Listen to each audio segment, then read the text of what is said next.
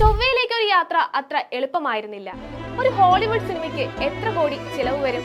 അവിടെയാണ് ഇന്ത്യൻ ISROയുടെ മിടുക്ക്. വെറും 450 കോടി രൂപയ്ക്ക് 2013 നവംബർ 5-ന് PSLV C-25 ഇന്ത്യയുടെ മാസ് ഓർബിറ്റർ മിഷൻ മംഗൾയാൻ പറന്നുയർന്നു. ലക്ഷ്യം ചൊവ്വയുടെ അന്തരീക്ഷം, ഉപരിതലം എന്നിവയെപ്പറ്റി പഠിക്കുക, മീഥേൻ സാന്നിധ്യം കണ്ടെത്തുക. 2014 സെപ്റ്റംബർ 24 ലോകം മുഴുവൻ ശ്വാസം അടക്കിപ്പിടിച്ചു. ആദ്യ ശ്രമത്തിൽ തന്നെ ചൊവ്വയിലെത്തിയ ഏക രാജ്യം ഇന്ത്യ, അതുപോലെ ഏഷ്യയിൽ നിന്നും ചൊവ്വയിലെത്തുന്ന ആദ്യത്തെ രാജ്യവും.